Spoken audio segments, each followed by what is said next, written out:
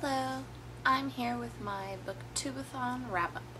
Now, out of the 10 books that I could have possibly read during BookTubeAthon that I had on my TBR, I read 3 of them, which isn't much, but if you consider the fact that I worked 48 hours out of the 7 days that were during BookTubeAthon, that's actually a lot, especially for me. I only had 1 day off in that 7-day period. So the first book I read was Every You, Every Me by David Levithan, and I love this book. I gave this book 4 stars. It kind of reminded me of Paper Towns, it kind of reminded me of the Shatter Me series, and it kind of reminded me of a book that I've read called The 3 Notebooks of Julian Drew, or The 3 NBs of Julian Drew by James M. Dean.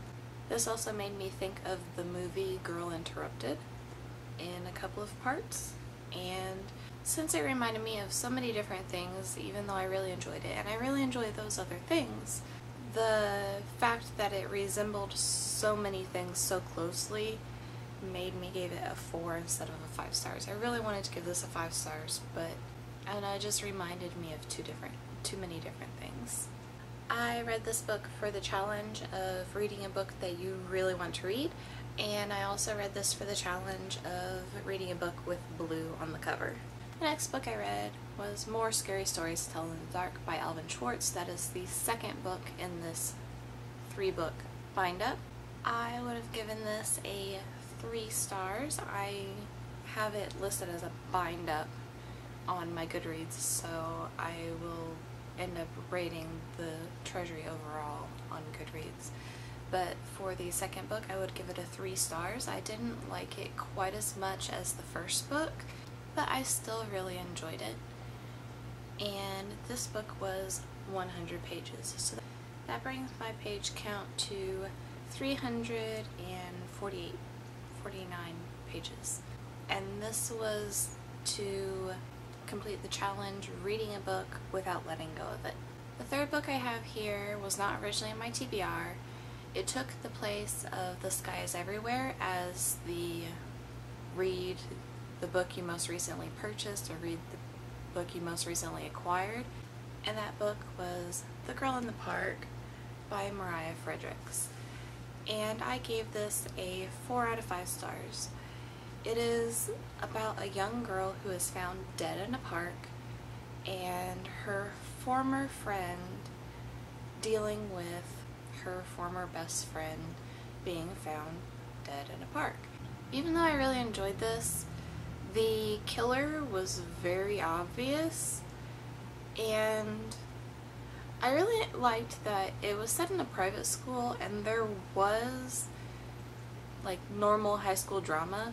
It wasn't really whiny high school drama like a lot of young adult books have in it. So it was actually kind of brutal, like people got beat up and stuff in it. And this book was 217 pages.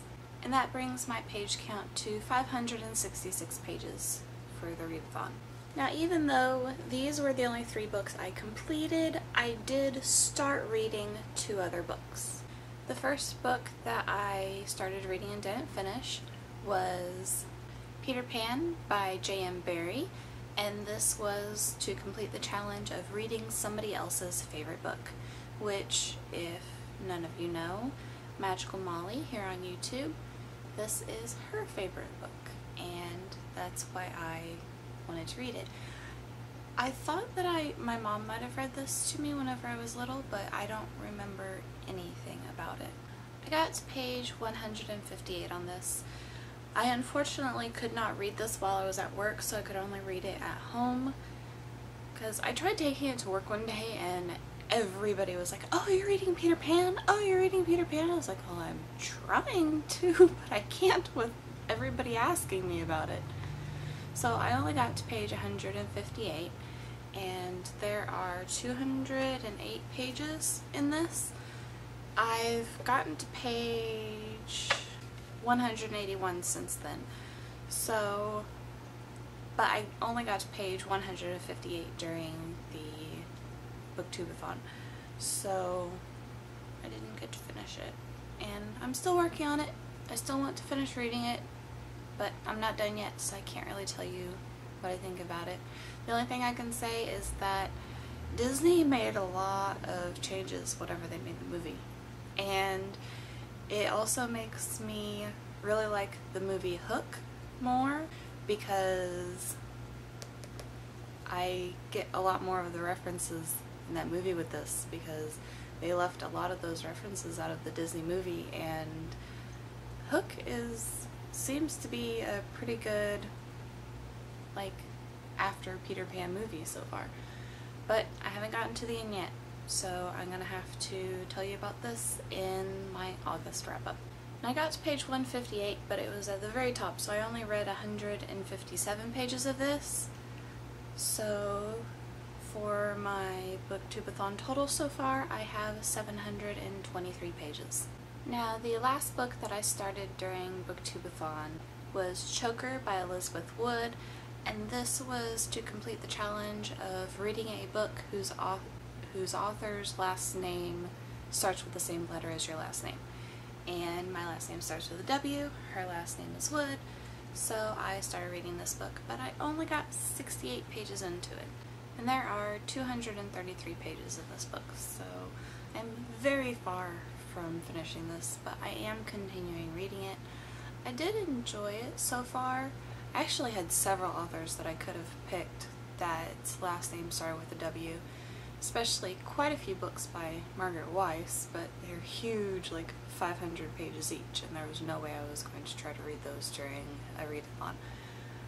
But I got to page 68 in this, and I'm going to continue reading this, and hopefully I will be able to tell you about this book in my August wrap-up.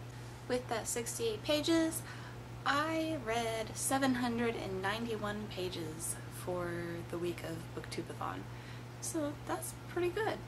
I didn't get to read as much as I wanted to. I really wanted to finish more of the books that I had on my TBR, but 791 pages? That's almost 800 pages in a week. That's pretty good. Sometimes I don't read 800 pages in a month, so I'm pretty satisfied with my wrap-up. I mean, I wish I could have read more, but I also wish that I hadn't worked 48 hours that week, so what can you do? Well, that's all I have for this video, and I'll see you next time.